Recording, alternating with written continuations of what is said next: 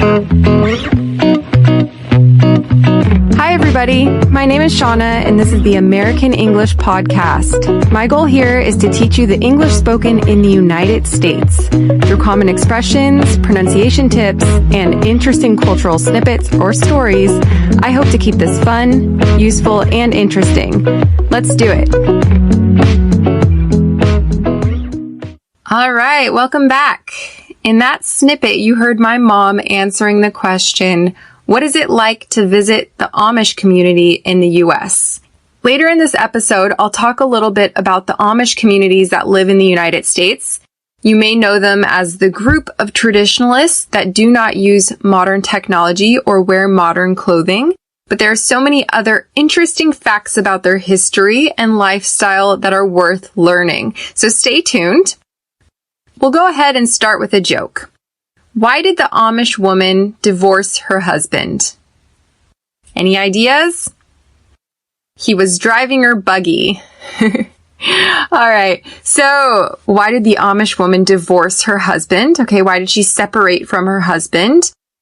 Because he was driving her buggy. Buggies are a type of transportation commonly used in the old days. It's like a carriage and usually pulled by a horse. So he was driving her buggy can also mean that he was driving her crazy. So there's the dual meaning to the word buggy. Why did the Amish woman divorce her husband? He was driving her buggy. So the expression I decided to choose for today's episode is hit the hay. And you might understand the reason for choosing that. The Amish community is known for working in agriculture, so they might literally hit the hay. Figuratively speaking, hit the hay means to go to sleep. Let's go through each individual word first. So hit. Hit is a verb meaning to forcefully touch someone with your hand or another object. For example, if I hit my brother, it means that I put my hand into a fist or a ball shape and punch him. So baseball players hit baseballs. Cars can hit other cars. When something drops, it can hit the ground. The is a definitive article. And hay is the dried grass that horses or cows eat. It's also sometimes referred to as straw. So as I mentioned before, hit the hay means to go to sleep. But why? Where does this expression come from? Well, according to phrases.org.uk, in the late 19th and 20th centuries, people used to sleep on cloth sacks stuffed with hay. Before they went to bed, they would literally hit the hay to make the mattress more comfortable and to make sure there were no bugs inside. I love that. I had no idea. So the uses. Let's go through some examples of the expression hit the hay. Example number 1. So let's imagine you had a really long day at work. You're exhausted. You don't want to watch TV. You don't want to eat dinner. You can tell your family members, hey, I'm sorry. I had a really long day at work. I'm going to hit the hay. In other words, I'm going to go to sleep. Example number 2. You show up to school one day and your teacher has black circles under his eyes. We often have black circles under our eyes when we don't sleep. So you might comment on this to the classmate next to you by saying, wow, look at those black circles. I wonder what time he hit the hay last night. In other words, I wonder what time he went to bed. Example number 3.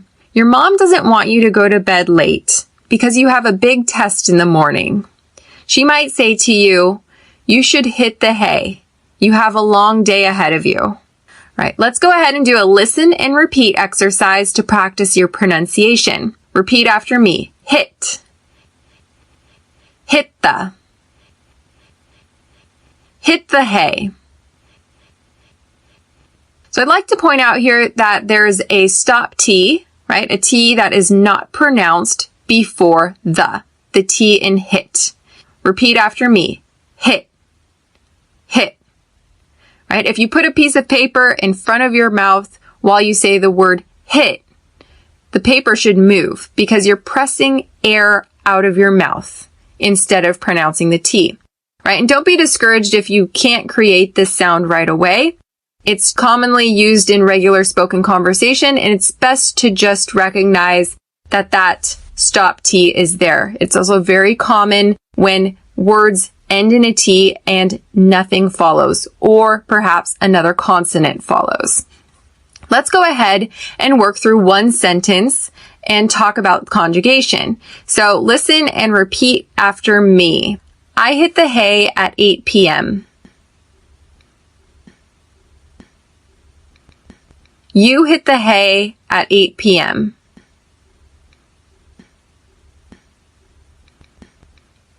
He hit the hay at 8 p.m.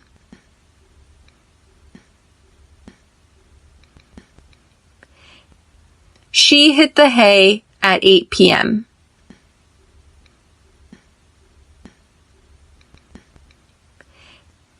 We hit the hay at 8 p.m.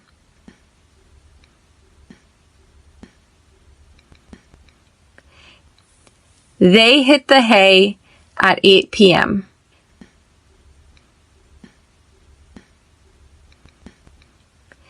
It hit the hay at 8 p.m.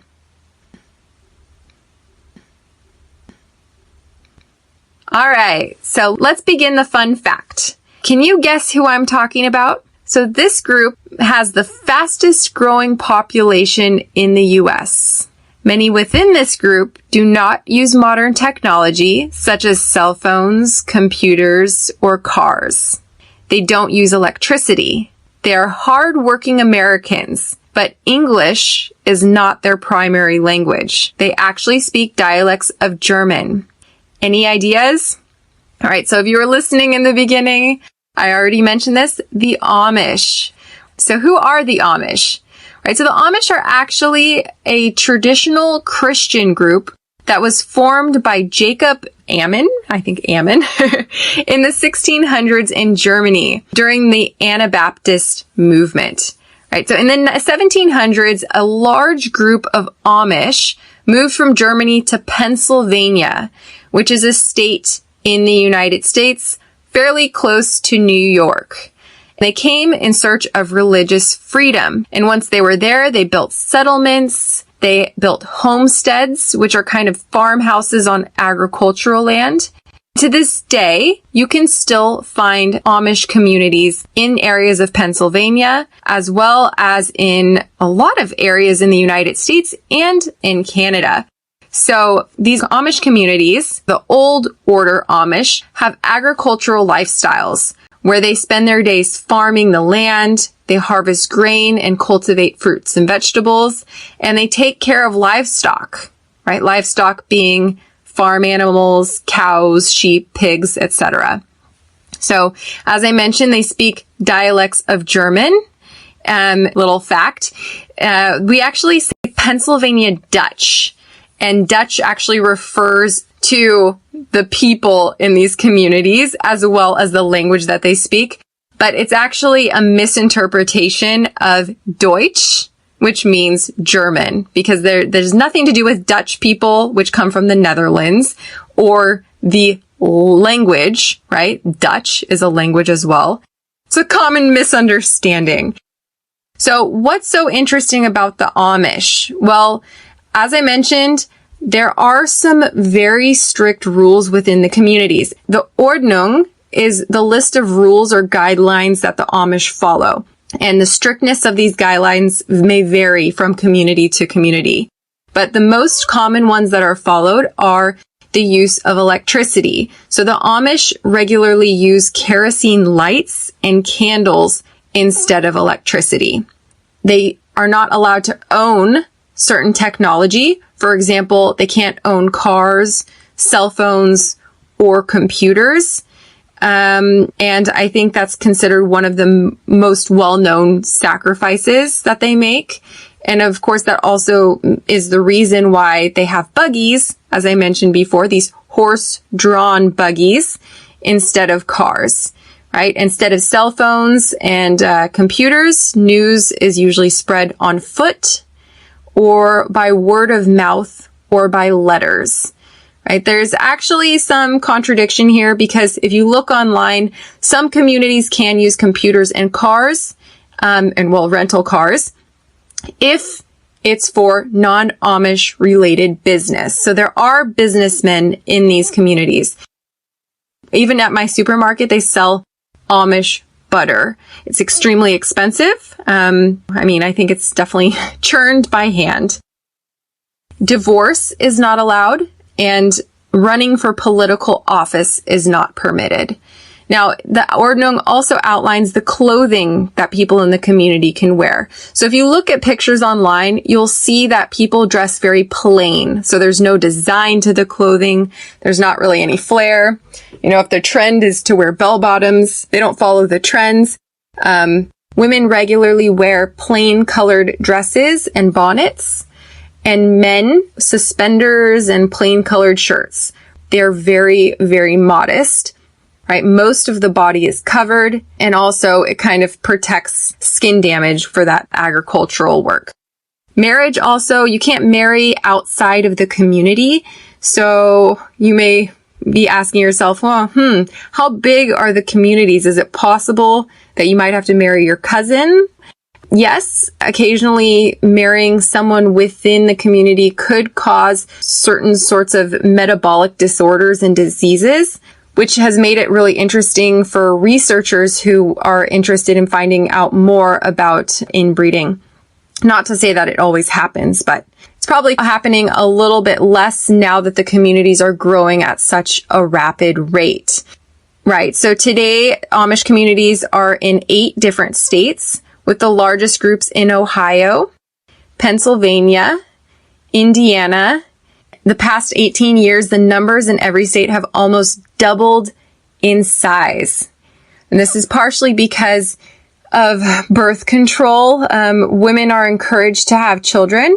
Birth control is permitted only to women whose health could otherwise be compromised by having children.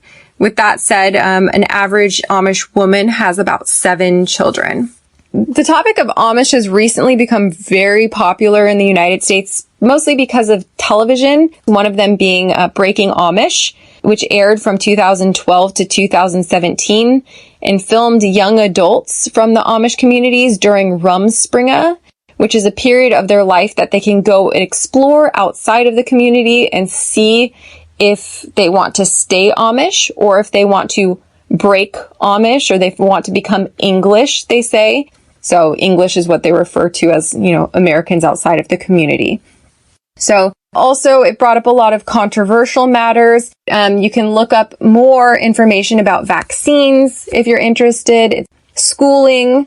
There's a lot of controversy about, whether people should attend school for longer. Students usually only go to school up to 16. And the draft, for example, in the past, when they drafted people for the army, which no longer happens, a lot of them said, hey, no, we're not going to be drafted to go fight wars. We are trying to live peacefully in our communities, and we don't want to be part of that. That was also very problematic in the past. I think that it's great that some of these communities are preserved so that people can learn more about them. It's part of history that's actually still in play today. So if you're interested in learning more about the Amish, I highly recommend typing Amish into your YouTube and looking at some videos. Until next time, bye.